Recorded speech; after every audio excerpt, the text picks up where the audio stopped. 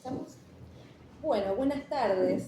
Buenas tardes a una tarde que va a estar llena de una conversación súper interesante. Aquí estamos desde el Instituto Plebeyo inaugurando, iniciando este encuentro como verán, con muchas personas alrededor mío. Ahora vamos a hacer un plano más completo para que se vean todas las caras que están contentas de iniciar una conversación que tiene un título y que la llamamos esta vez Intervención Cultural, ¿qué hacer intelectual? ¿Qué hacer intelectual? También lo podemos leer de esa manera. 2001, kirchnerismo y después. Justamente vamos a empezar con todos estos ejes para que les invitados de hoy, que ahora voy a presentarles, van a poder desarrollar algunas ideas, van a poder conversar con quienes están presentes y también van a poder contarnos qué piensan de este eje. Y les voy contando que trajeron libros, trajeron machetes, trajeron cosas, así que vamos a ver todo lo orgánico para compartir hoy. Mi nombre es Carolina, me conocen, soy parte del Instituto Plebeyo y también del Observatorio Ciudad Berman de Psicopolítica y Salud Mental Ocular.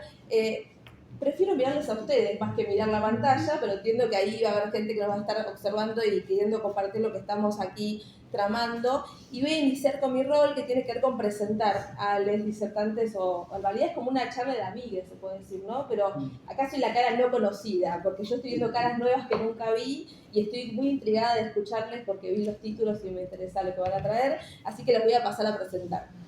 Tenemos en un comienzo, obviamente, a Mariano Pacheco. Él es escritor, periodista e investigador militante. También vamos a estar disfrutando de lo que nos trajo Emiliano, espero decir bien tu apellido, perdón si no lo hago, Escarica Ciotoli. ¿Lo digo bien? Y bueno, lo segmentaste. Lo segmenté, para poder por decir, supuesto. Al principio no lo dijiste bien. No lo dije. Bueno, bien. no importa, ¿no? Hoy en día decir bien las cosas es algo menor. No, perfecto. Claramente. Ya arranqué así, ya me retaron de movida me dijeron que hago todo. Bien, él es docente, ahí entiendo que es docente, ensayista y miembro de HIPMA, voy a decirlo completo, Grupo de Investigación Interdisciplinario del Heavy Metal Argentino. ¿Eso lo pronuncié bien? Sí. Aprobé, perfecto. Y luego tenemos a Julieta Vizcay, ella también docente, ensayista, miembra, podemos decir también, ¿no?, en los debates de la actualidad, del ESPERAC, que es Seminario Permanente de Estudios sobre el Rock Argentino Contemporáneo. Y mientras circula el mate por ahí que lo están ofreciendo, también tenemos a Omar Hacha, él es docente, ensayista e investigador. ¿Dije bien el apellido esta vez? Sí. Perfecto, muy bien. Bueno, vamos a iniciar me pasan un mate, así que es el momento correcto para callarme y escuchar en este caso a Mariano Pacheco, que va a iniciar esta charla. Bueno, gracias Caro, bienvenidos, bienvenidas. Bueno, un poco lo planteó ya en su presentación introducción. Con Caro nos conocemos hace menos, creo no solo nosotros dos, sino en general en esta mesa, pero bueno, estamos compartiendo ese espacio del observatorio, del Instituto Plebeyo. Así que bueno, y ya ha venido coordinando otras actividades virtuales, con lo cual nos parecía que para continuar con la racha estaba bien que pudieras hoy presentar y coordinar. Y en mi caso voy a decir unas breves palabras de inicio, después en todo caso retomaré una vez que se haga la ronda, si abrimos un poco también la conversación colectiva, pero me parece que tenía que ver un poco con esto, ¿no? Con continuar una charla entre amigos, entre amigas que venimos teniendo hace bastante tiempo, entre quienes pueden estar hoy aquí en Ciudad de Buenos Aires, quienes ya quizás por alguna cuestión circunstancial no pudieron venir hoy y siguen en esta ciudad, y también los que van y vienen en estos tiempos también convulsionados, ¿no? Compañeros que estaban en Buenos Aires y se han ido a Perú, a Uruguay a vivir allá, o que de Chile vinieron a vivir a la Argentina. Entonces, bueno, como que hay algo también dando vueltas en torno a la cuestión latinoamericana, pero más allá de esos datos biográficos de algunos compañeros y compañeras de ruta que andan dando vuelta, un poco lo que veníamos pensando entre varias hace un tiempo era tratar de establecer, ¿no?, como una continuidad en este momento tan particular de la Argentina, de esa conversación que en algunos casos se remonta a 20 años, ¿no?, podríamos decir, o prácticamente 2 décadas. Así que yo por eso, para iniciar un poco esta charla, me traje algunos libros como para mostrar que son libros de autoría o en vinculación a espacios colectivos de quienes estamos hoy acá en esta mesa, como para tratar de hacer una primera presentación de por dónde van algunas inquietudes, por lo menos mías, como para tratar de conversar acá, ¿no? Entonces, Entonces, bueno, en primer lugar, Omar Hacha, que publicó en 2008 La nueva generación intelectual, Incitaciones y ensayos, que es este librito, que de algún modo viene a dar cuenta de toda una discusión en torno al 2001, que era un poco la idea de arrancar un cachito por ahí, ¿no? 2001, kirchnerismo y después, como para tratar de plantear una cierta secuencia histórica de los últimos años. Con Omar nos conocíamos ya desde hace unos años antes de la publicación de este libro, que de algún modo disparó parte de lo que fue mi proceso de escritura, luego, entre otros libros, en 2013, cuando publiqué Kamchatka, Nietzsche, Freud y Art, ensayos sobre política y cultura, que tiene un prólogo de Omar, ¿no? Donde aparecen algunas hipótesis que también hoy, si tenemos un rato, pueden ser retomadas. Libro que tiene 3 ensayos y que el año pasado, con Editorial Claravetter, hicimos una edición de uno de los ensayos, Roberto Art, por la senda de Nietzsche y Freud, que es este librito con prólogo de Emiliano. Emiliano, a la vez que, junto con Oscar Blanco, de algún modo fundó parte de lo que para nosotros muchos es algo importante al día de hoy, que sigue siendo la cuestión del rock, no solo escucharlo, no solo ir a ver a las bandas, sino también pensarlo y escribir sobre el rock. Entonces, las letras del rock en Argentina, también como un libro que tiene al 2001 ahí como en su secuencia final, puesto que el subtítulo del trabajo es De la caída de la dictadura a la crisis de la democracia, 1983-2001. Lo que uno podría pensar es el primer ciclo, ¿no? De lo que denominamos como la postdictadura, ¿no? Bueno, o esta democracia que se constituye luego de la derrota revolucionaria de los años 70, vía el terror con el autodenominado proceso de reorganización nacional desde 1976, ¿no? Bueno, y no traje todos los libros porque ya era demasiado, pero Emiliano en un momento funda el GIMA, el Grupo Interdisciplinario de Estudios sobre Heavy Metal Argentino, y bueno, fue de gran inspiración para pensar la cuestión del rol que tuvo el metal, digamos, en particular, y el rock también en general, dentro de ese ciclo, ¿no? Del 83 al 2001 y algunos años más quizás, que quizás puede ser parte también de la conversación. Y luego, Julieta no escribe en este libro, como aclaraba, contra la moderación del rock mayúsculo a la bifurcación de senderos, que tuve el honor de prologar, pero que es un libro del Esperac que integra Julieta, que ya tienen 3, si no me equivoco, y no sé si habrá un próximo, lo mismo el GIMA, creo que también hay un libro virtual que está por salir también a futuro impreso. Entonces el seminario permanente de estudios sobre el rock argentino contemporáneo, lo dije bien, también un poco una iniciativa que en su momento impulsó Emiliano y de la cual participó y se hicieron jornadas y bueno. Un poco no, un montón. Todo. Todo. Bueno. Ahora aclararás vos todo. Y bueno, y me parece que ahí como que se entretejen un poco no solo textualidades, sino también eso, ¿no? Conversaciones, discusiones en torno a la cuestión cultural, que no se reduce a los libros, no se reduce al rock, pero que en muchos casos, quienes estamos sentados aquí, son de algún modo las principales usinas, ¿no? Junto con el cine, bueno, el teatro, habría que pensar ahí también algunas otras cuestiones, pero la labor intelectual, ¿no? La escritura, los libros y el rock nos han marcado fuertemente y han planteado discusiones sobre la historia argentina reciente, ¿no? Entonces, a mí me gustaría retomar algunas cuestiones que están presentes en estos libros y otros de quienes estamos sentados acá, para hacer como un mínimo esbozo, como les decía, para dar el pie y luego escuchar a mis compañeras, mis compañeros, a ver qué pueden también compartir y luego abrir una conversación, ¿no? La primera cuestión que se me viene es como una pregunta en torno al desafío que tenemos para pensar hoy, ¿no? Sin nostalgias y sin, de algún modo, resentimiento por lo que quizás anhelábamos que fuera y no fue, ¿no? Es decir, tratar de pensar de manera realista cómo se produjo el proceso histórico nacional en los últimos años y que de todo eso que anda dando vueltas en torno al 2001, como huella de un acontecimiento que de algún modo hemos tratado de mantener en pie durante estos años y tratando de indagar qué nos dejaba ese 2001 para lo que seguía, seguir insistiendo, ¿no? En un momento en el cual cada vez más da la sensación que la historia en general y ciertos acontecimientos, procesos de la historia reciente tienden a ser cada vez más borrados, ¿no? De un horizonte de memorias y de un horizonte sobre todo de políticas que nos sirvan hoy para el porvenir. Entonces ahí aparece 2001, que es como el gran tema que nos ha atravesado y apasionado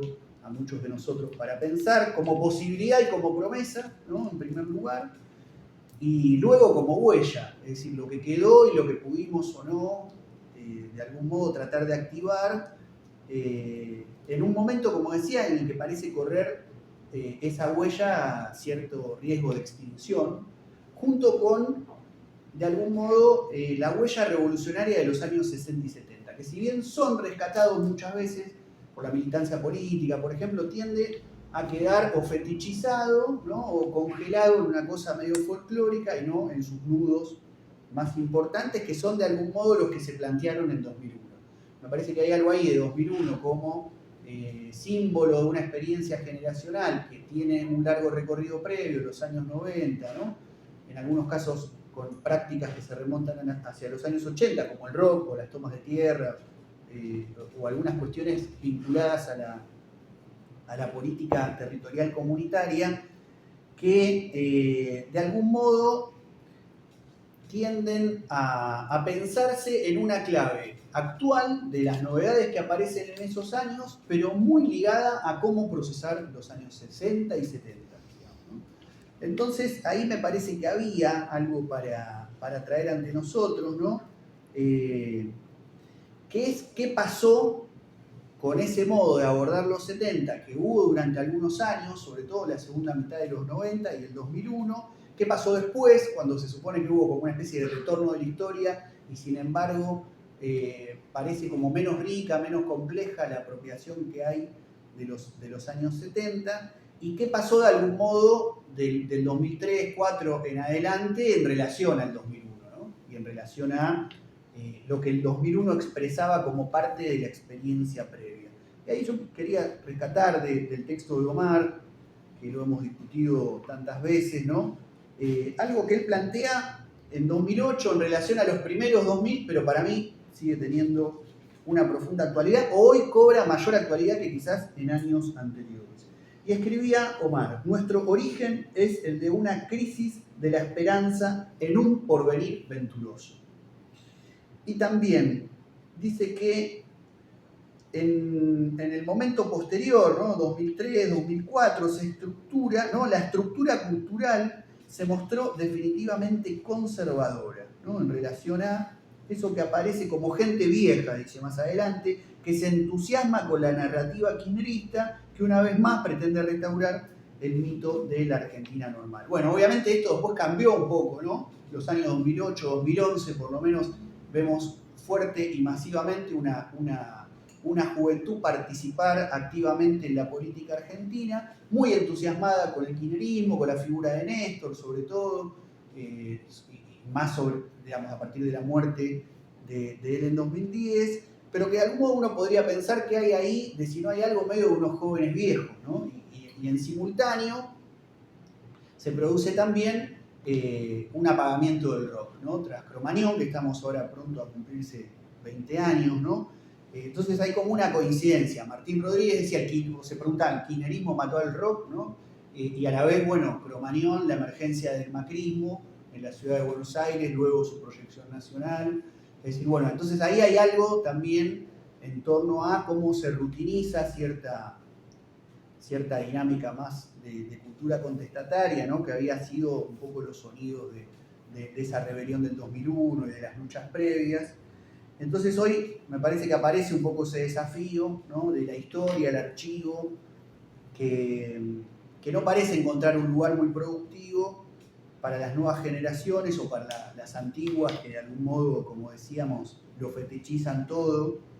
Y ahí es en donde cobra un poco relevancia algo que quizás ya hoy no tiene sentido plantearlo como una nueva generación intelectual en torno al 2001, ¿no? Mucha agua pasó bajo el puente, seguramente conversaremos un poco, pero hay 2 o 3 cuestiones que aparecían ahí medio programáticamente que a mí me parece que vale la pena volver a recuperarlas y ponerlas sobre la mesa y discutirlas, ¿no? Que es la idea de una producción, dice Omar, intelectual reticular y politizada, y luego una apuesta colectiva que logre poner en combinación los aportes que se realizan de manera singular en distintas ramas del saber, etc. Y sobre todo volviendo a pensar los 70, ¿no? Y cierta insuficiencia de producción intelectual en un viraje hacia la lucha política directa, ¿no? Aunque sí, ahí le agrego yo, ¿no? Si uno mira los 70, lo que ve es una gran productividad cultural junto con la productividad política.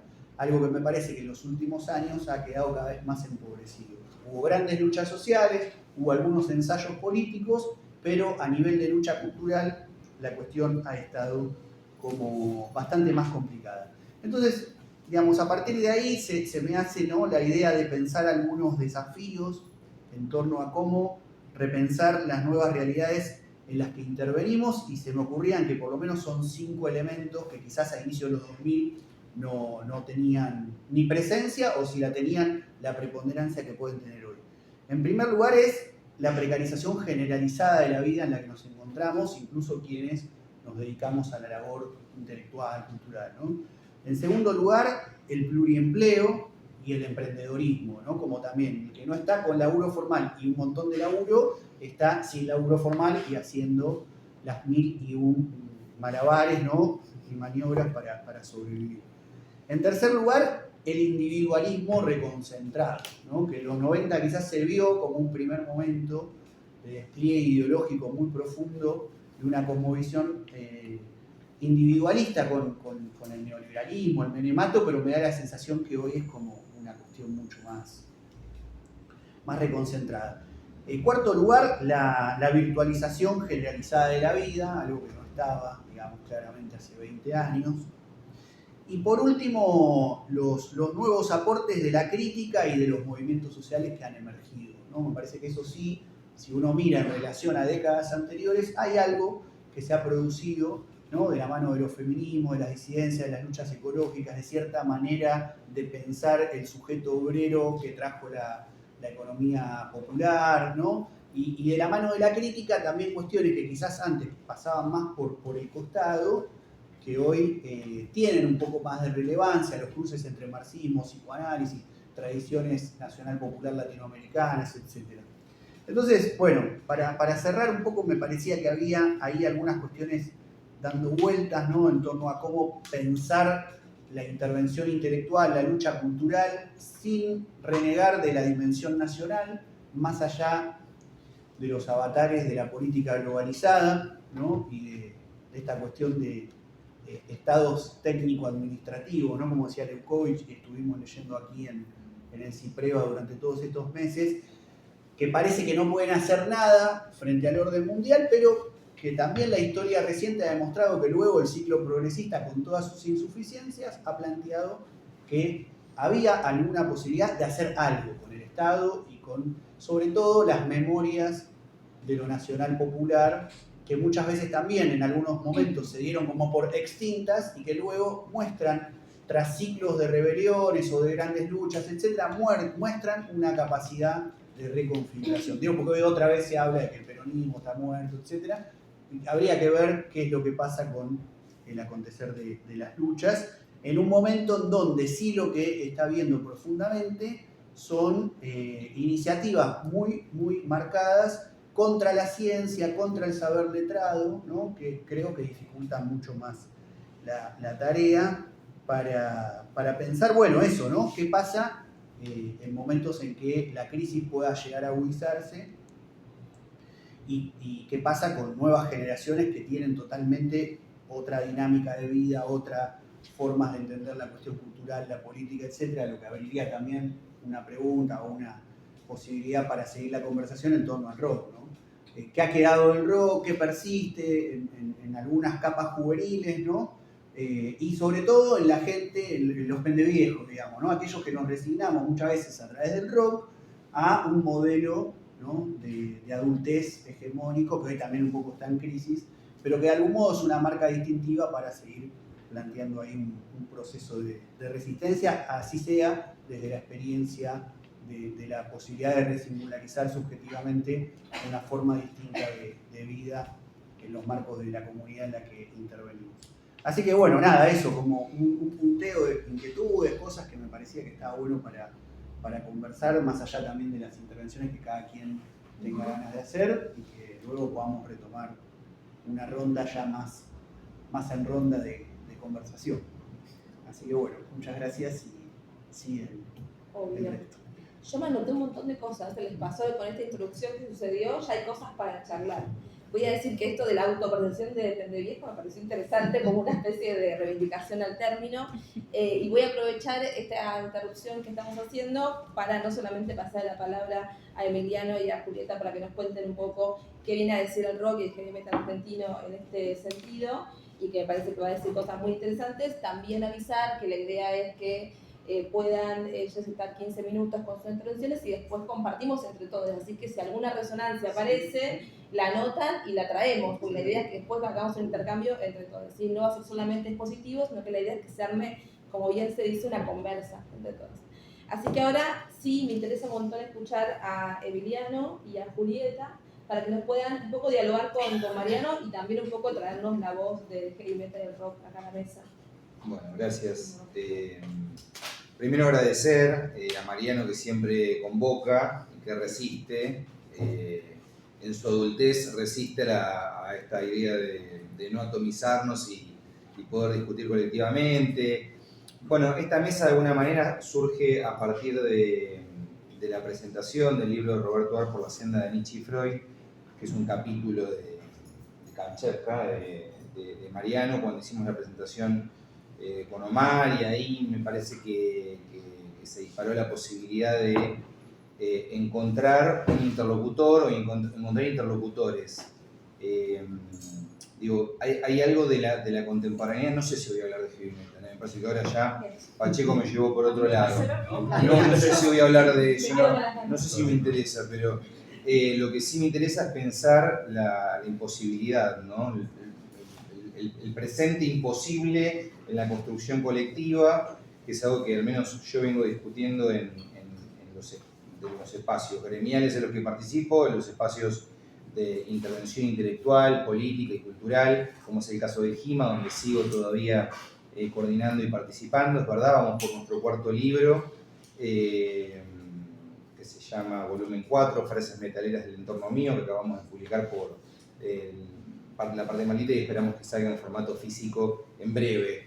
La precarización habla de eso, ¿no? De la virtualización respecto de la propia lectura, y uno cree que hay muchos lectores, pero en realidad hace falta esto, todo este mamotreto que trajiste acá para poder materializarlo.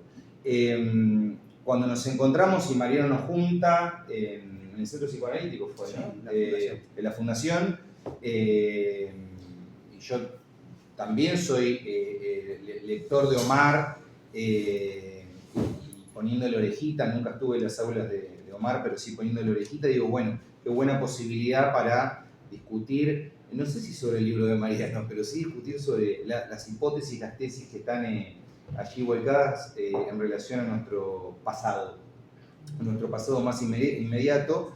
Terminamos, creo que, con un montón de preguntas, con un montón de interrogantes. Me acuerdo en ese momento teníamos que cortar, pero creo que íbamos rumbeando esa charla cuando salimos del libro de Mariano, o a partir del libro de Mariano tuvimos la posibilidad de empezar a debatir.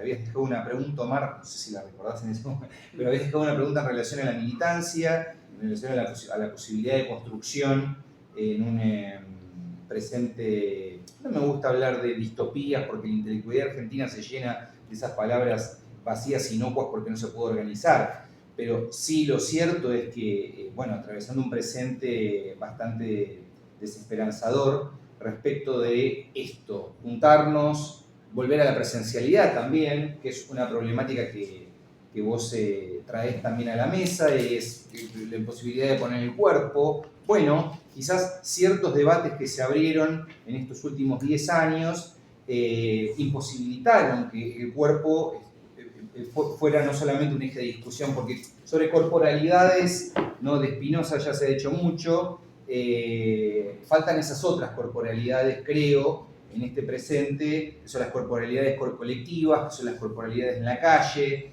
que son las corporalidades que quedan aisladamente en mi caso y desde el lugar de enunciación que yo interpreto de aquí, en 2 marchas universitarias gigantescas. Hubo muchísimas marchas universitarias con el kirchnerismo, grandes también, y con represión policial también, pero como estas no. Faltó la represión policial, en la parte fundamental. Faltó esa parte, para coronarlas, ¿no? Para que no queden solamente como una memoria y eso, y ya. Así que, como primero, me gustaría resaltar 3 puntos de Mariano. El primero, fundamental, lo colectivo. Me parece que pensar y apostar a lo colectivo es algo que yo particularmente en este presente, después de 11, 12 años de GIMA, de publicaciones en castellano, de publicaciones en lengua inglesa, tratar de dar discusiones a escala continental. Nosotros formamos parte de un colectivo que se llama Metal de Habla Hispana, con otros compañeros, colegas y militantes también, que a partir del heavy metal intentamos encarnar una lengua más radicalizada para pensar el presente. El heavy metal como un canal, como, insisto, una lengua, un lenguaje, la posibilidad de una textura para poder también entender no solamente la escritura, sino la intelectualidad, es decir, cómo uno se posiciona de cara a los fenómenos y los procesos que estamos atravesando en la contemporaneidad, donde no hay respuesta. Entonces, la posibilidad de GIMA es hoy dar respuesta, y que esa respuesta, a la cual voy a llegar brevemente, para después poder charlarlo, esa respuesta tiene que ver en parte con el diagnóstico que vos diste, pero también por el otro lado con la posibilidad de un programa y un plan de acción, que está, creo, Marc, en ese libro que vos tenés ahí, que es de abajo y a la izquierda, que es un libro fundamental para contra la moderación, el segundo libro del SPERAC, y un libro muy importante para parricidas, ¿sí?, que es el segundo libro de GIMA. Así que estamos dialogando, parece masturbatorio esto, pero en realidad no. Nos damos mucho cariño y mucho afecto, sí, eso es cierto. Pero la realidad es que si no existe la posibilidad de diálogo, y cada vez que nos juntamos con Mariano, previo a esta charla y posterior a la presentación del libro que hicimos con Omar en ese espacio tan lúgubre, por cierto, que iría Mazota, me quedé pensando después de la fundación, ¿no? Bueno, nada, son preguntas en torno a cuánta gente va a venir, cuánto podemos llegar a congregar, cuánto se puede llegar a quién le puede llegar a interesar. Bueno, son preguntas que me parece que hacen también al quehacer intelectual de la contemporaneidad, que es que lo que uno dice forma parte en realidad de un nicho, ni de vanguardia, sino de un nicho de aquellos que hemos atravesado algunas experiencias. Fíjense el rango etario y generacional, ¿sí?, para los que están mirando esto, lo van a mirar después virtualmente, es un rango generacional de aquellos que tenemos ciertas experiencias comunes, digamos. Ahí justo tengo un papelito, le robé a UTE, o sea, alguien de Ademis le roba a UTE una hoja de un cuaderno que dice: la escuela enseña, resiste, construye y sueña. Nada de todo eso sucede en la escuela, lamento decirles, ni en la juventud también, que sería otro eje interesante para poder pensar hacia adelante, que me parece que Mariano, de manera lateral, ¿no?, lo así que celebrar lo colectivo. Después pensaremos lo colectivo para qué. Digamos, si este encuentro queda en este encuentro, ahí hay un problema. Me parece que hay un problema interesante. Pero es un puntapié. En segundo lugar, bueno, la afamada batalla cultural y esta idea del título de esta charla, que es la intervención. Yo creo que hay algo en torno a las intervenciones que se fue generando durante el kirchnerismo, y sobre todo durante los últimos años, 2012, 13, 14, la intervención tapa el trabajo, tapa la idea de trabajo. O sea, la intervención como el espacio, ¿sí?, lúdico. Yo estoy en contra de las autogestiones que ocultan el trabajo que hay de fondo, y me parece que en ese sentido la escritura implica, y la intelectualidad en la Argentina en la contemporaneidad se debe a un debate en torno al trabajo. Ahí pienso voces, mientras ibas hablando, pienso en la voz de Osvaldo Lamborghini, que me acuerdo que ha surgido también producto de la publicación de Tu Roberto Art el año pasado, cuando se refería a la intelectualidad del Grupo Boedo, es decir, desde literal él estaba mirando algo que a Susana Chela no le gustó demasiado en el Centro Cultural de la Cooperación, fue eso. No le gustó demasiado, pero bueno, eso pasa con los estalinos, esas cosas me gustan. Esa cosa llorona, ¿sí? Esa quejosa propia de la generación del 30, en el caso de Castelnuovo, en el caso de Barletta, en el caso del Grupo Boedo. Bueno, la estética de la crueldad que se instala hoy en día como una respuesta de la intelectualidad, ¿sí? en voces entronizadas, como la de Martín Cogan, por ejemplo, es decir, gente que evidentemente ha ingresado dentro de una zona elitizada, de esas voces universitarias que medianamente uno puede llegar a escuchar en las radios progres de la Argentina, ¿no? Las radios vía streaming progres, y uno cree que efectivamente la intelectualidad va hacia ese lugar. Creo que es un vaciamiento de la intelectualidad hablar de la crueldad. Básicamente porque la intelectualidad argentina, que mainstream, ¿sí? Nos ha puesto en un lugar, aquellos que escribimos, aquellos que militamos, no que intervenimos, no me gusta, no me voy a poner ya en el lugar de la intervención, porque insisto, la intervención es aislada, no tiene un programa, no tiene continuidad, entonces me gusta hablar del trabajo intelectual. Esa idea de la crueldad le otorga al otro y sobre todo al Estado, la posibilidad de construir una ética para la violencia. Eso en primer lugar. En segundo lugar, la romantización de esas memorias, decías vos, de lo nacional y popular. Las letras del rock en la Argentina surgieron a partir de una crítica muy dura, y se empezó a escribir entre el año 2006 y 2007 con un kirchnerismo, con la primaverita, ¿no? Todavía estábamos saliendo de esa primaverita. Con Oscar Blanco pensábamos una crítica muy dura respecto de aquellas voces que el kirchnerismo empezaba de a poquito a amansar. Una zona de partización, de amansamiento, ¿sí? Como si fuera un zoológico, y de homogenización. Nos preocupaba muchísimo y nos sigue preocupando hasta el día de hoy, en ese sentido, y si se quiere ver las voces en el arte, la escala continental, la latinoamericanización de las voces en la Argentina, ¿sí? Es decir, la pérdida de lo propio. Y ahí ya no está en juego lo nacional, está en juego los nacionalismos, que es una discusión que durante la década ganada no se pudo dar nunca. Trabajando, siendo investigador del Centro Cultural de la Cooperación durante 7 años, durante esa época, era una discusión que no la quisieron dar nunca, por miedo, ¿sí? Por un miedo entendible, digamos, pero me parece que es una discusión que en algún momento hay que darla, en ese sentido, y que forma parte de lo que yo previamente dije, mi respuesta al diagnóstico que vos diste, y que me parece que coincidimos plenamente. En tercer lugar, el tercer problema de la intelectualidad en Argentina, bueno, licuar el clasismo debajo o subordinarlo en función de los debates que se tenían que dar en torno a las mal llamadas minorías. Digamos, pero licuar el clasismo, también hacernos cargo que esa flexibilización, que esa precarización implica también, o implicó en algún momento, tener que correrse de la condición de clase respecto de otras discusiones que era necesario, vitales, darlas en ese sentido, pero que hicieron del movimiento obrero, ¿sí? Como decía Tony Negri, una fábrica difusa donde no se sabe dónde está uno, qué lugar ocupa y cuál es su voz y cuál es su bandera en ese sentido. Así que la intelectualidad también debe hacerse cargo, ¿sí? Y la intelectualidad post-2001 debe hacerse cargo de este discurso. Respecto de los testimonialismos, yo recuerdo un debate importantísimo, ahora que lo mencionás, en torno a la memoria, el testimonio, entre Sarlo y Pilar Calveiro, en función, ¿sí? De los 70, que fue un debate justo cuando se hace debate, Pilar Calveiro, como, bueno, no era Stragilevich, digamos, podemos nombrar a otros autores y autoras, en ese sentido, levantan el testimonio para poder dar una discusión respecto de los 60 y respecto de la militancia de los 60 y los 70. Creo que hay que volver a leer a esa Sarlo, a la Sarlo que le dijo a Pilar Calveiro, y no me lo olvido más, en la Facultad de Filosofía y Letras: no, querida, yo discuto con documentos, no con testimonios. Es decir, discuto con los documentos de la militancia. discuto con los documentos, con los libros, con las producciones, no discuto con el testimonio. Creo que el exceso de testimonialismo generó también o provocó en todo caso, ¿sí? Amplificó un granito más en este arenero de la victimización del progresismo en la Argentina.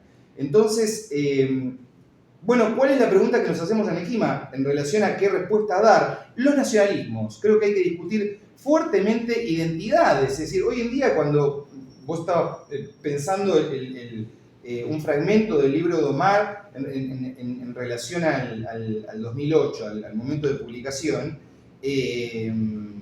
hoy en día creo que hay que volverse un poquitito conservadores, volver a leer a Marx, volver a leer a Spinoza, más allá, ¿sí? Volver a leer a Nietzsche, ¿sí? En ese sentido, creo que eso es, ahí está la clave, el giro conservador. Que el giro conservador no sea ganado por una derecha vacía, inocua, cagona, berreta, sino por el contrario, o sea, poder entender ese giro conservador como un giro malestarista, en términos freudianos, si uno lo quiere también, ¿no? ¿Por qué no? Es decir, volver a interpretar esas identidades fuertes que en algún momento hicieron, ¿por qué no del rock? ¿Por qué no del heavy metal o de cualquier otro tipo de manifestación cultural que en algún momento cuestionó la cultura?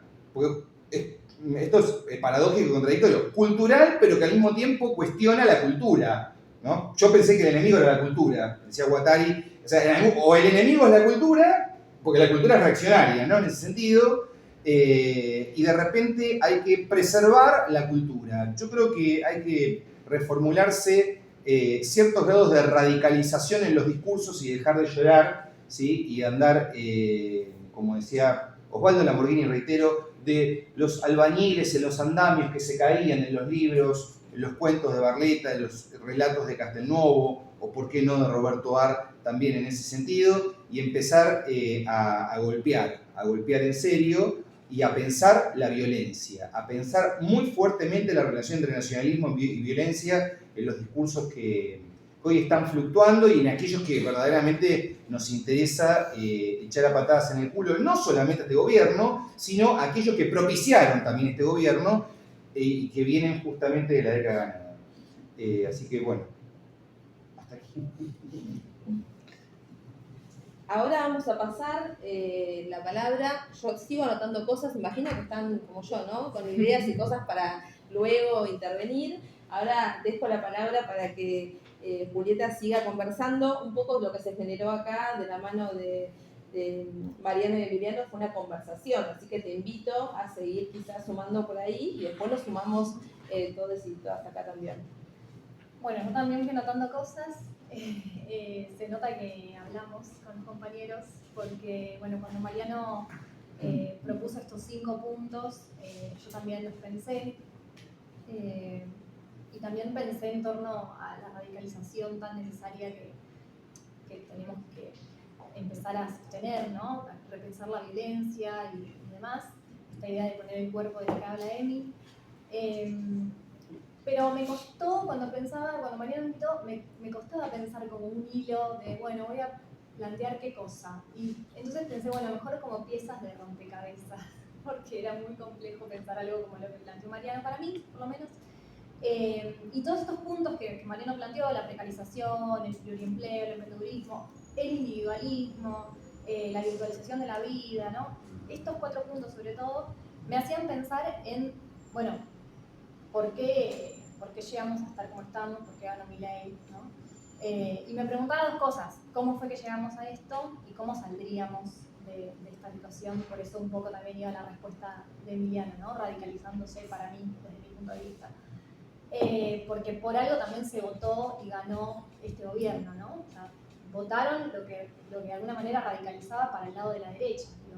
Si nosotros queremos radicalizarnos, tiene que ser claramente para el otro lado.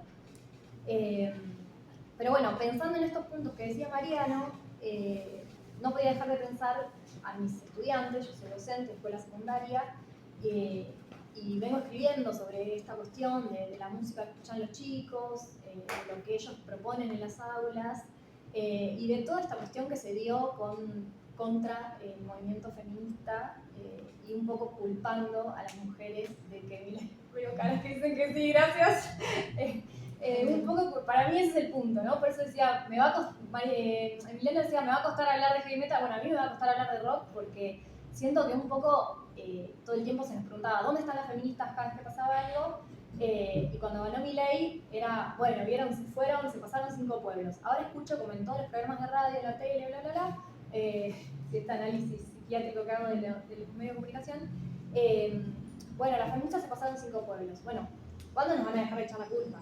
¿No? Porque pensaba un poco, fácticamente, no puede compararse, y creo que lo hablamos un poco con vos el día que dio una clase a la escuela, Mariano vino a dar una charla a la escuela, que es lejos, no se puede comparar ni por las chapas la cantidad de femicidios que hay a manos sobre todo de parejas, ¿no? O exparejas, con la cantidad de scratches que se hicieron, sean o no falsos, verdaderos, digo, no, porque muchas veces se nos culpa de haber hecho scratches falsos o denuncias falsas, y me parece que ahí hay algo que cuesta recordar, porque en general cuando veo las discusiones que se dan en los medios de comunicación, nos olvidamos de la cuestión política. Digo, si nosotros hoy nos preguntamos, bueno, ¿por qué ganó Milei? ¿No? Como pensaba yo, ¿cómo llegamos a ganar a Milei?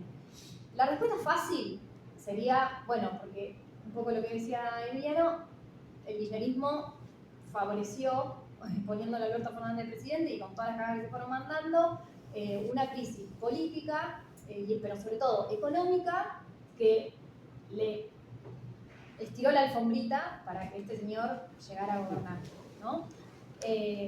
Pero me parece que ahí nos estamos olvidando de una clave que es la más política, la más ideológica, porque los jóvenes, sobre todo varones, que votaron a este gobierno, lo votaron por una cuestión muy política en contra del movimiento feminista y en contra de muchos derechos que yo lo fui escribiendo en varios textos en los que escribí con la excusa de escribir sobre rock quizás, sobre lo que pasaba con Milei, porque esto, ¿no? Como decía Mariano, se vuelcan al individualismo también por la precarización laboral a la que están sometidos, pensaba en los rapi, en todos estos chicos que no tienen derechos laborales.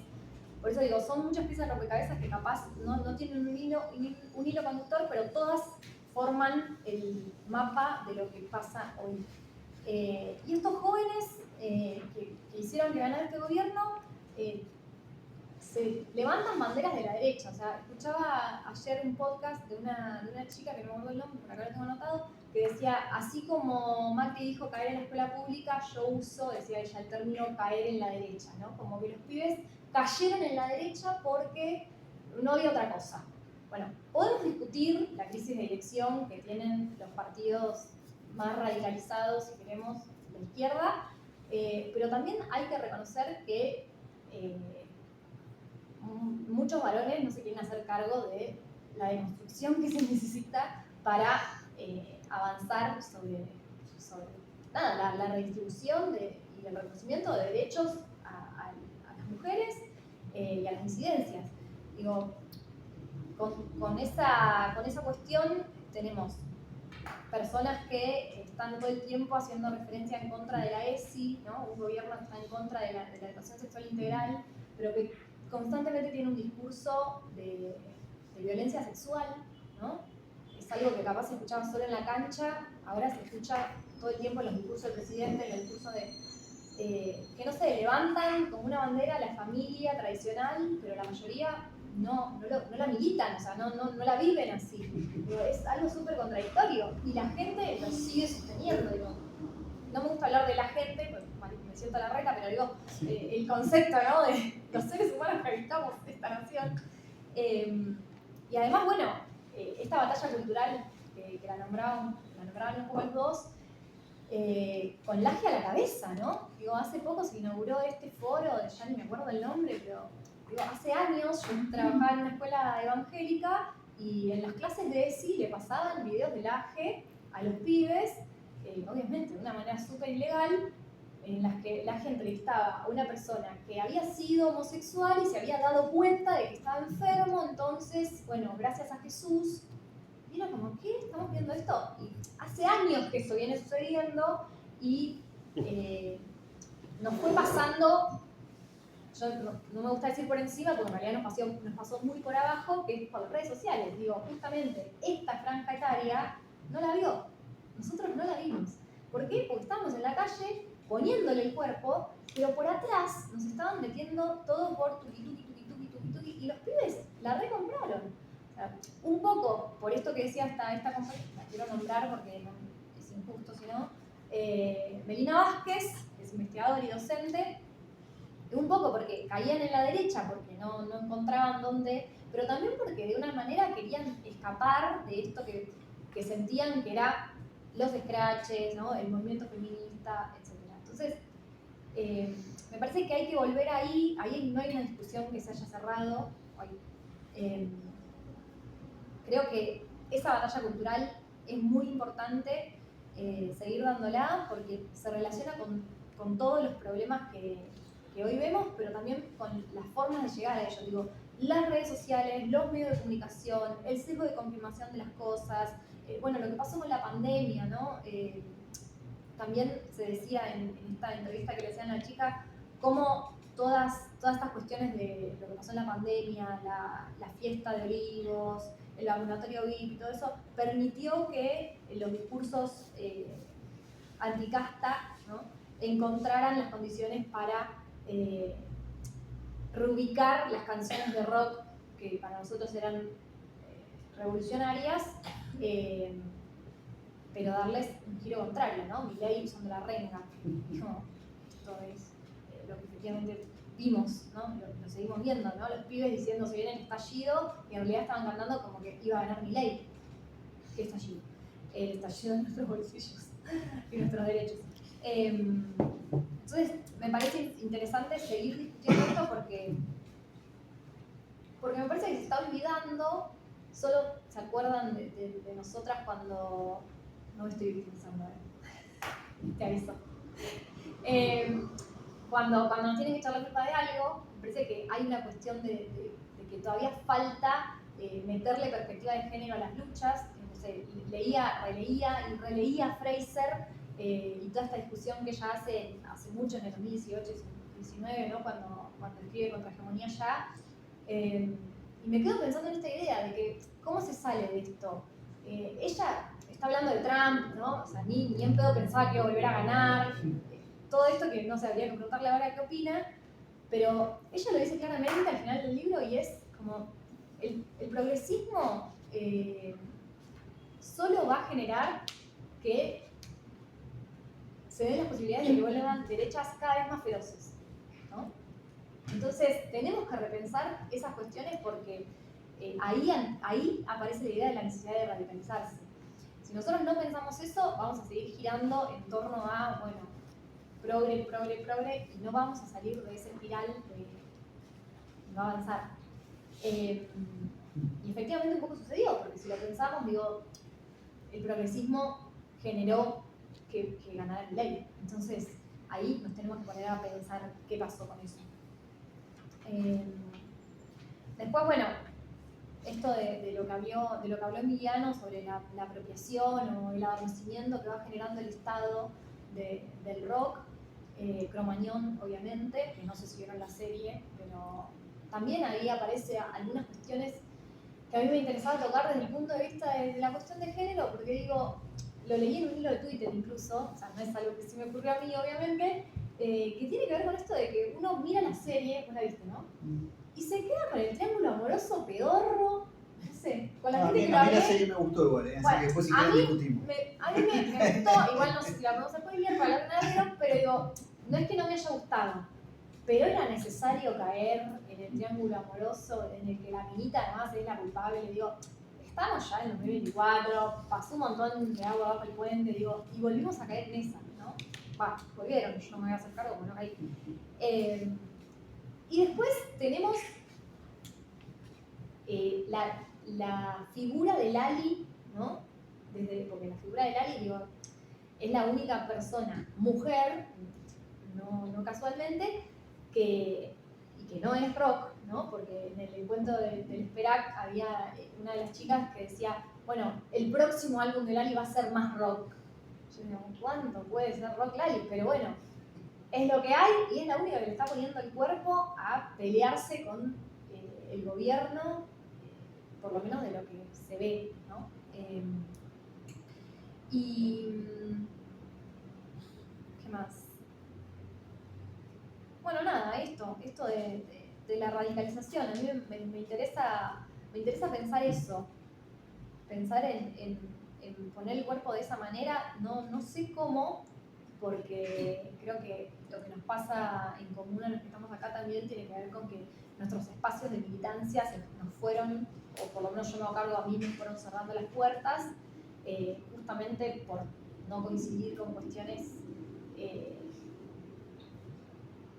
y bueno, uno se va quedando un poco sola y al mismo tiempo va encontrando estos espacios donde poder seguir discutiendo, que son súper importantes porque nos permiten escuchar diferentes opiniones que no estén con el librito abajo del brazo, no sé, en el caso de Lenin, de Trotsky, ¿no?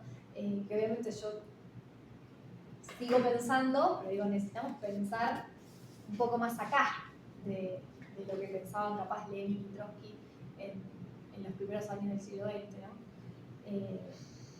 Así que bueno, eso. Yo quería traer a la mesa la cuestión de género porque me parece que se está olvidando y es un punto que me interesa no olvidar, incluso desde el punto de vista de lo que planteaba Emiliano, de esta cuestión de la intervención, coincido completamente con lo que decís, y con Celeste, una compañera del SPERAC, trabajamos eso en las jornadas del SPERAC, las últimas que hicimos, en torno a la idea de, bueno, escribir también es laburar, y las mujeres tenemos muchas menos posibilidades de escritura y de ponerle este trabajo necesario y este espacio y tiempo a decir lo que pensamos, y menos posibilidades, me parece, porque Celeste lo dice así, como un hombre puede decir cualquier cosa, total es hombre, una mujer le cuesta capaz un poco más, se tiene que justificar más. Bueno, nada. No es en tono victimizante, pero digo, no hay que olvidarse de estas cuestiones porque cuando nos echan la culpa está todo bien, digo, nos quieren, ¿dónde están las feministas? Lo que decíamos antes, pero cuando hay que repensar cómo vamos a hacer para salir de esto, yo creo que también hay que pensar a la lucha feminista, que fue, recordémoslo, uno de los pocos movimientos revolucionarios de los últimos 20 años, ¿no? O el único, en realidad, no hubo otro. Así que bueno, con toda su bolsa de gatos adentro, ¿no? Con toda su diferencia, con todo su... Por eso digo, un movimiento demasiado amplio quizá para mi gusto, pero bueno, hay que pensarlo, hay que repensarlo y sobre todo no olvidarse. Porque estamos en una situación en la que nos quieren sacar más derechos y las feministas sabemos cómo arrancarlos y cómo luchar en la calle y cómo quedarnos con eso. Espero que sigamos, no lo olvidemos nosotros tampoco. Nos costó mucho llegar a la legalización del aborto en un gobierno que supuestamente estaba, ¿no?, de acuerdo o era más progre, y la realidad es que hoy más que nunca tenemos que estar en la calle, pero de una manera más organizada. Digo, Fraser también lo dice, como unir todas las luchas que se van dividiendo, que se van cada uno por la suya, unirlas para poder generar una lucha, pegar con un solo punto. Eso así. No dije nada de rock casi.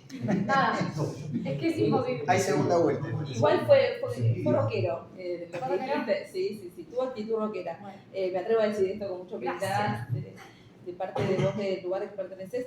La verdad que gracias por lo que trajiste, me parece que tiene que ver con seguir dialogando y en lo personal digo gracias porque qué bueno que los feminismos estén en esta mesa. Aparte pensaba en cuestiones, voy a hacer esta pequeña intervención nada más, hablando de intervenciones. Vos decías como que la intervención es aquello, yo lo sentía así, como aquello que está fuera del proceso, y en realidad, los feminismos me hicieron pensar mucho en la intervención dentro de un proceso, como resignificar la intervención, y hay algo ahí de los feminismos que me parece que tiene que ver con lo colectivo, que lo puso en la mesa. Emiliano habló con los feminismos casi, y vos me parece excelente el hilo que lograste. Bueno, Voy a presentar a nuestro último presentante, que ya nombré, pero me parece que está bueno recordar que es Omar Hacha y que un poco fue nombrado al comienzo en los prólogos en los libros, y que vos tenés la posibilidad de hablar un poco con todos, ya que estamos acá en las luchas también gramaticales en relación a los feminismos, porque has tomado seguramente nota de todo lo que venimos compartiendo. Nada, bueno, yo voy a decir que sí, vos no te preocupes, yo voy a decirle a toda la gente presente que estuviste súper atento tomando notas mentales y esperamos una respuesta. Bueno, mentales vale. No nos olvidemos de papel, que yo comparto que el libro es el libro, pero si tu mente tuvo la capacidad de conversar en simultáneo, buenísimo. Y después abrimos para que todos podamos intervenir. Bueno, primero, muchas gracias por la invitación. Es un placer poder conversar y discutir con ustedes. Quisiera hacer una intervención breve y seguir la huella que se fue abriendo antes que venir con un farragote mío, ¿no? Ya previamente armado. Bueno, me parece muy interesante la referencia que hacía la compañera a Fraser, ¿no? A Nancy Fraser, porque ella justamente, para tratar de explicar Trump, ¿no? ¿Por qué en 2016 ganó Trump? ¿No? Que es un poco la pregunta que nos hacemos nosotros y nosotras, ¿no? ¿Por qué ganó Milei? Pero sobre todo, ¿por qué Milei tiene un voto popular en la juventud? Ese es el gran enigma. El problema no es tanto Milei o la runfla que está con ellos, ¿no? Sino ese voto popular. Ese es el gran enigma para mí. Y es justamente lo que trata de pensar, ¿no? Nancy Fraser. La tesis fundamental, al menos en mi lectura, es que durante la segunda mitad del siglo XX la burguesía pudo construir hegemonía. La hegemonía es presentar los intereses particulares de una clase como los intereses generales de toda la sociedad, ¿no? Entonces, guiarla, dominarla intelectual y cultural y políticamente, ¿no? Y dice que eso se construyó a partir de una suerte de equilibrio entre el reconocimiento y la redistribución. Eso se pudo hacer. Pero en un determinado momento, sobre todo después de las crisis del capital, en los años 70 del siglo pasado y del 2008, desde el siglo XXI, la posibilidad de la redistribución entró en crisis y lo que surgió fue un neoliberalismo progresista, ¿no? Cuya fórmula central era el clintonismo que continuó Obama, y esto generó una desafección que abrió el camino a olvidar la cuestión de clase y las reivindicaciones socioeconómicas, abrió el camino para el trumpismo. Y me parece que ahí esa es una línea muy interesante para, sin por supuesto trasladar mecánicamente el análisis de Fraser de Estados Unidos a la Argentina y de Trump a Milei, porque son fenómenos que si bien están conectados, son distintos, necesitamos situarlos en la escala nacional, en la historia nacional y con las dificultades específicas, ¿no? Pero me parece que ahí una primera cuestión que trataría de pensar una categoría, ¿no? Que sería la del realismo kirchnerista, ¿no? Aludiendo a la noción de realismo capitalista de Mark Fisher, ¿no? Esta aceptación de que había un suelo de pobreza estructural que no podía ser modificado y que en todo caso una política emancipatoria o progresiva tenía que tratar de corregir algunos aspectos, ¿no? De eso que no podía ser modificado lateralmente y introduciendo otro conjunto de reivindicaciones que Fraser llamaría de reconocimiento, o sea, culturales, pero que no afectaban la dimensión socioeconómica. Y creo que justamente ese realismo kirchnerista no era solo kirchnerista. Tengo la idea de que después del 2001 solíamos criticar a la generación anterior, sobre todo la posterior a 1983, por su aceptación del horizonte capitalista democrático. Ahora yo tengo una duda al respecto. Yo no sé si en realidad también nosotros, de alguna manera, teníamos una mirada demasiado, contemplativa, ¿no? Y me gusta el título de este libro, ¿no? Que compiló Emiliano, Contra la moderación. Si no fuimos demasiado moderados. Porque me parece que la sorpresa con la cual nos encontramos hoy es que este gobierno le quita los recursos, los ingresos a los jubilados, y saben que con eso se van a morir, y lo dicen en la cara, ¿no? Que van a secar de dólares, de pesos el mercado para contener la inflación, y eso quiere decir abiertamente que van a sacar los pesos de tu bolsillo. Te lo dicen en la cara, es decir, que te van a empobrecer, que van a destruir gran parte de las conquistas populares. Y nosotros no hablamos de socialismo, no hablamos de revolución, Hablamos de otras cosas, poder popular, tratar de cambiar, ¿no? De alguna manera, progresivamente, redistribuir, reconocer, etc. Pero en un momento en el cual entra en crisis, digamos, la hegemonía, porque hay una crisis de hegemonía que evidentemente la fórmula de Milei quiere restaurar, en otros términos, una hegemonía que entró en crisis y que ya el kirchnerismo, y por supuesto mucho menos el macrismo, pudo reconstituir, ¿no? Me parece que entonces ahí hay esta idea de la contra la moderación debería ser una bandera, ¿no? Una bandera para comenzar a reconstituir un discurso y una propuesta política transformadora, radical y revolucionaria, porque ellos son revolucionarios contra el pueblo. Efectivamente, es mucho más loco decir, yo voy a destruir el Estado, voy a eliminar el Estado, que decir que construir un socialismo adaptado a estas situaciones, argentinas, locales, sudamericanas, latinoamericanas. Es mucho más utópico una forma social sin Estado y sin embargo logran un voto popular que gana las elecciones. Me parece que ahí tenemos algo para lo cual aprender, no para copiar, pero sí para situarnos en un lugar donde efectivamente ellos son los leones. Concretamente, nosotros no supimos estar a la altura de la crisis que se abrió globalmente y nacionalmente. Me parece que esa es un problema, ¿no? Es un problema en el sentido de que todos fuimos de alguna manera postmarxistas. ¿Por qué? Porque dejamos las cuestiones estructurales, dejamos de discutir economía política, ¿para pensar qué? Para pensar a lo Laclau, para pensar el discurso, para pensar una construcción de hegemonía en términos culturales, para interactuar entre grupos particulares, para construir una voluntad popular y llegar al gobierno, etc.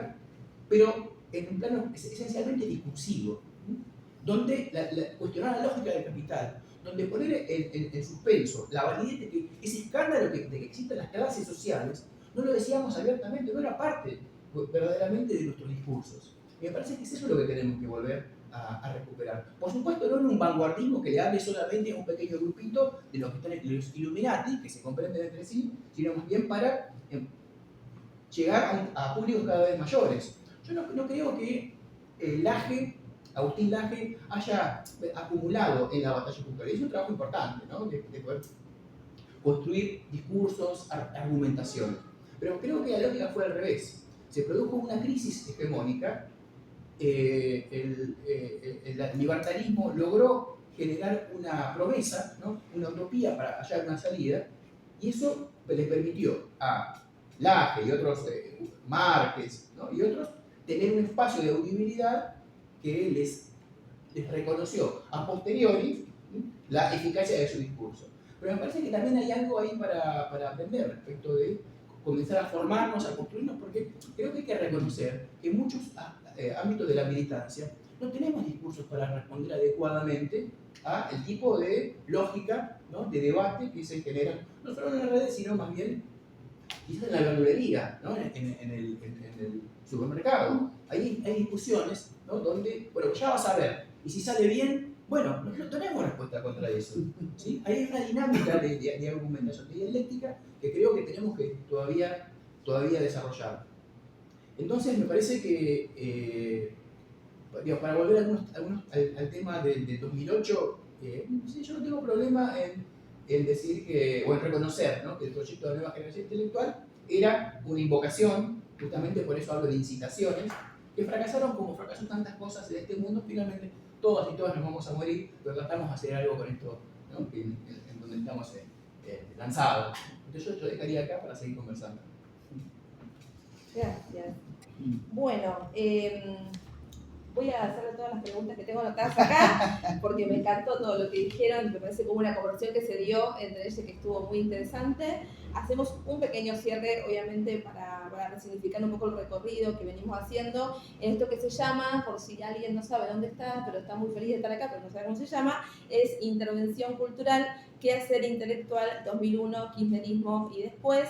Esto estamos haciendo aquí en el Sindicato de Prensa de Buenos Aires, CIPREVA, no lo nombramos antes, es importante decirlo, y estuvimos escuchando a Omar Emiliano, a Julieta y a Mariano.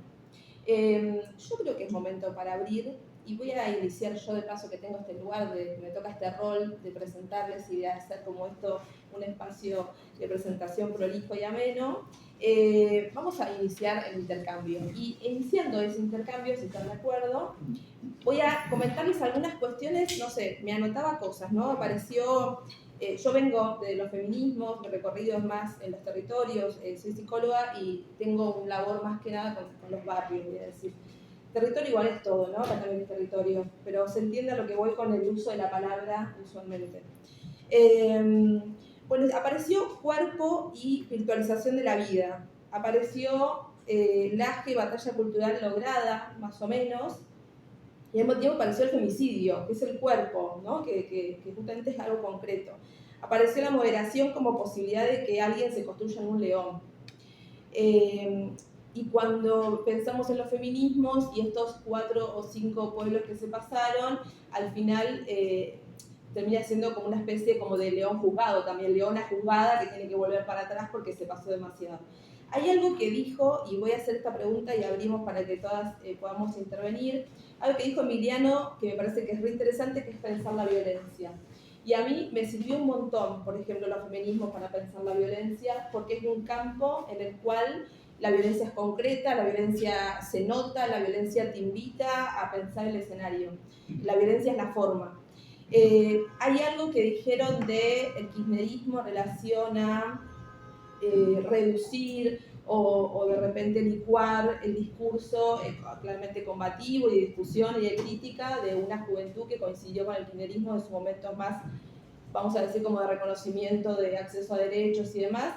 Hay algo ahí también de un león que un poco se logra ubicar, león en el sentido de fuerza, no en el sentido que ahora ubicamos a Milei, una especie de león que se ubica porque puede, porque abre, pero al mismo tiempo el costo de que exista un león siempre enfrente del espejo tiene que haber algo que lo respete, y esa sumisión pareciera ser necesaria. Y es interesante pensar en ese dilema de que la forma de tenemos construir poder a veces quiere decir que el del frente se calle o obedezca o no batalle. Hay algo ahí que me parece interesante porque surgió en todos ustedes como la complejidad de la construcción, por ejemplo, el pasaje por el kirchnerismo, con el cual le podemos decir, y más desde el feminismo podemos decir un montón de cuestiones al kirchnerismo, porque ahí sí creo que se licuaron, desde las políticas públicas se licuaron las batallas de los feminismos, pero lo que digo es algo del kirchnerismo que podemos decir, porque lo elegimos hasta en el título, algo del kirchnerismo también nos puede mostrar esta cosa de que pareciera ser que si no está haciendo todo bien, al final está haciendo todo mal, y esto, no la vimos, no pudimos estar a la altura de las circunstancias, me resulta interesante pensarlo. Gracias por estas intervenciones porque me ayuda un montón de cosas. Yo elijo pensar esto, hay que pensar la violencia que tenemos todo el tiempo en nosotras y en nosotros y en nosotres, y los feminismos han sido una invitación a eso. ¿Y qué pasa? Que acá estamos sentados en algún punto también siendo moderadas, ¿no? Porque estamos acá sentadas. ¿Qué pasa también con tomar la calle y el temor de tomar la calle? Porque hay una represión latente todo el tiempo. Decir eso también, ¿no? Porque tomar la calle hoy no es fácil, pero esta actividad que nos permite pensar no estaría por fuera de la moderación. La podemos pensar como revolucionaria si, como decía Emiliano, esto es el inicio de, pero en realidad aquí ahora, si la dejamos acá, terminamos siendo tan moderadas nosotros. Me callo y me gustaría escuchar quizás, ¿no?, de aquel lado de la mesa, alguna pregunta, alguna cuestión que resuene, que no hay nada correcto ni incorrecto para decir, es solamente lo que apareció, como me pasó a mí, cosas que me hicieron pensar y que les agradezco a los 4 por eso.